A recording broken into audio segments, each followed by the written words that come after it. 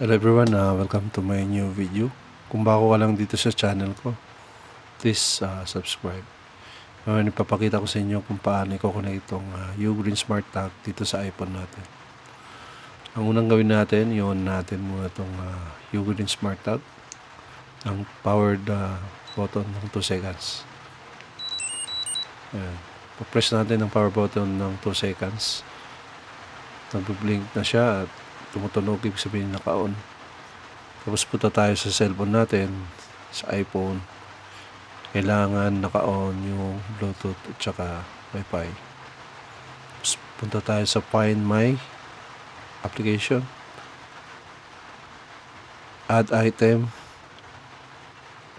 Tapos other supported item. Yun, nakita na natin yung Smart Tag Connect.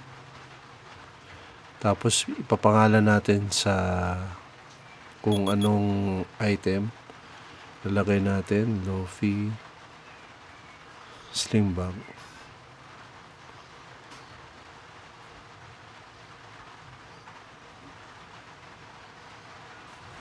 Continue. Agree.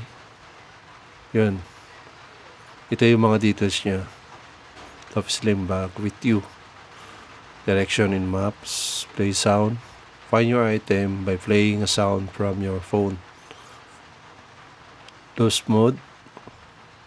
If you lose your item, you can leave a message and phone number for the person who finds it. Share your items. Allow others to locate your item in Find My. Finish natin. Try natin ipapatunogin itong Smart Tag.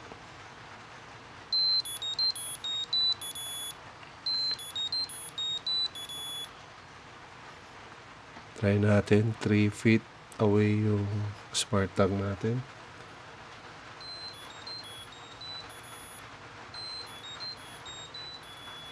Pag nakatago sa backpack natin, try natin 3 feet away.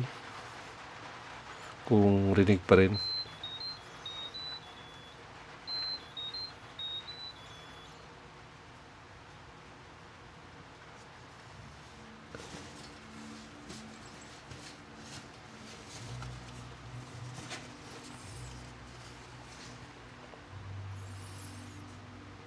Ito yung mga sticker niya kasama doon sa unboxing video ko. Paki-check na lang kasi nag-unbox ako ng Ugreen Smart Tag. I-attach ko na lang yung link dito sa video na to. Yung unboxing video ng Ugreen Smart Tag. Ito yung mga detalye ng Smart Tag natin yan. Tapos pwede rin siya i-firmware update natin. Pag bago lang nabili natin yung Smart Tag, may nakalagay siya na i-update natin yung firmware. So hanggang dito na lang guys. Thank you for watching. Don't forget to subscribe, like and share my video, and see you in my next vlog.